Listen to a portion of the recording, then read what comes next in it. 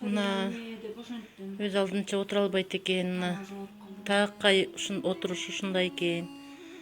Аллах шифа берсин. Аябай эле өкүнүчтүү. Мына шалдырап дагы ооруп баратат. Мына аба жетпей аппаратка эме кылып калганда ушинтип калат экен да, кыйналып.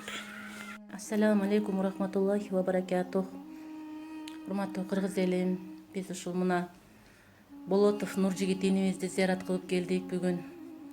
Акыбалы оор экен. Мына ошо бизге кайрылган болчу бул эже. Эже, ассаламу алейкум.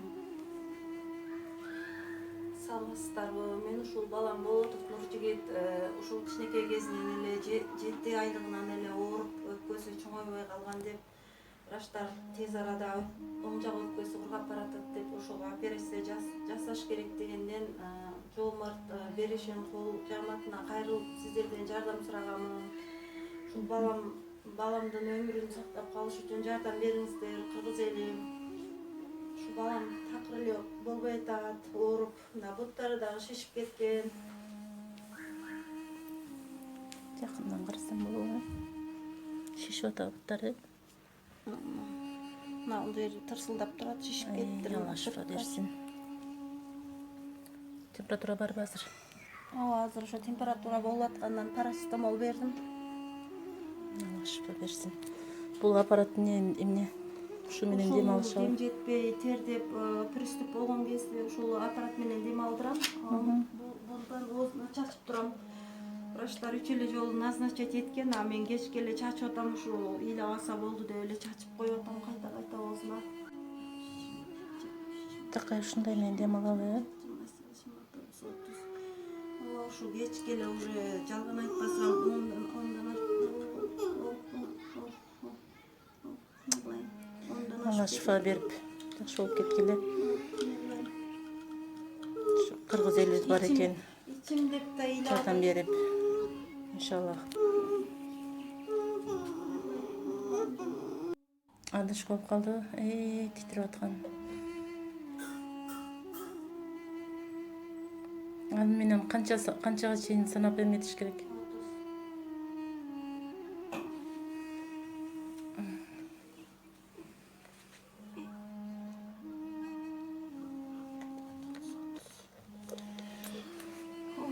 Аллах шифа берсе экен. Ушинтип отураттан да. Такай ушинтип отурабы? Ооба, ушинтип отурат. Мен эч ооруда окшойт десем. Не болду жаным? Кутайсыңбы? Кутайсыңбы, жатасыңбы? Ооруп атабы? Ичиң ооруп атабы?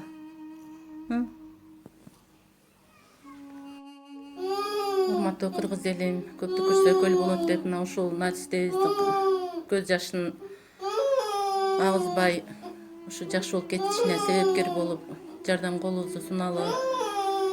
Аябай кейиштүү экен, өз алдынча дем ала албайт экен. Мына ыйлап атат дагы. Азыр ошо больницага алып барышат. Сүйүктүү Азирети пайгамбарыбыз өз сөзүндө мындай деп баса белгилейт. Ас-садакату бурханун. Садака момун адамдын чыныгы ыйман ээси экенинин далили. Бөлөк бир сөзүндө хассину амвалакум биз-закати. Байлыгыңарды зекет чыгарып сактап калгыла. Вадау мардакум bis-садакати. Оорлуу адамдарды садака чыгаруу менен шифа тилегиле. Ва аидду лил-балаи бид-дуаи. Раваху Ахмад. Ал эми алдыда келе турган кыйын, катаал күндөргө түндө туруп ыйлап дуа кылуу менен алдын алгыла дейт. Садаканын диндеги орду намаз сыяктуу денедеги баш сымал. Мусулмандар бири-бирине кайрымдуулук кылууда бир дене сыяктуу. Эгер ал дененин бир жерине запкы оору чексе, зыян жетсе, башка дененин бардыгы ага кам чегип, сана чегишет.